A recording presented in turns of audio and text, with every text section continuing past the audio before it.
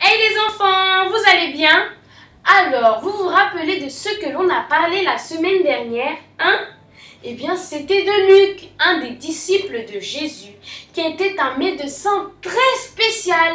Eh bien, cette semaine, les enfants, nous allons parler de Pierre.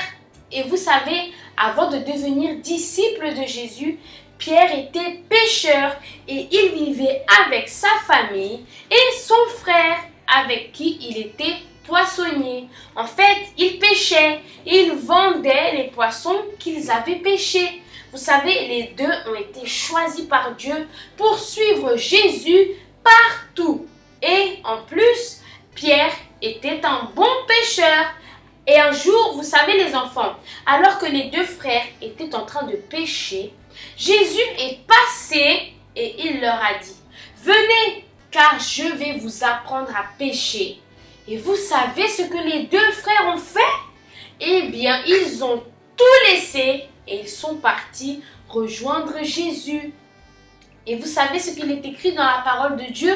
Dans le livre de Matthieu, chapitre 4, versets 18 et 19, il est écrit « Comme il marchait le long de la mer de Galilée, il vit deux frères appelés Simon, qui s'appelait Pierre, et André, son frère, qui jetait un filet à la mer, car ils étaient pêcheurs.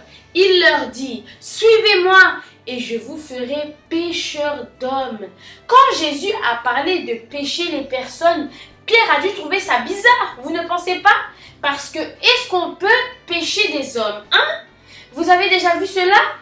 Non, hein, je ne pense pas. En fait, il parlait de gagner des âmes pour le royaume de Dieu. Eh bien, Pierre et André, après avoir compris cela, ils ont tout laissé et sont devenus des disciples. Et à travers eux, beaucoup de gens ont été guéris, délivrés, comme un homme. Vous savez quoi? Il était né infirme. Eh oui, et il se tenait toujours où? Il se tenait à l'entrée du temple pour demander de l'argent. Et Pierre et André sont passés devant lui. Alors, il a tendu la main. Et vous savez ce qui s'est passé? Pierre lui a demandé de le regarder dans les yeux. Alors le monsieur, qui pensait sûrement gagner quelque chose en faisant ça, l'a fait. Mais je suis sûre qu'il ne pensait pas du tout qu'il allait arriver ce qui s'est passé dans sa vie à ce moment. Vous savez, Pierre lui a dit, « Je n'ai pas d'argent à te donner, mais ce que j'ai, je te le donne par le pouvoir du nom du Seigneur Jésus de Nazareth. Lève-toi et marche. » Et là, les enfants, ah là là, les enfants, après avoir dit ces mots, il a tendu ses mains vers l'homme qui s'est tout de suite levé. C'est fort, n'est-ce pas? Après cela, cet homme, il est rentré dans le temple, tout content, en train de sauter et de remercier Dieu pour tout ce qui était à l'intérieur, l'avait reconnu et se sont demandé si ce n'était pas le mendiant qui restait toujours devant la porte.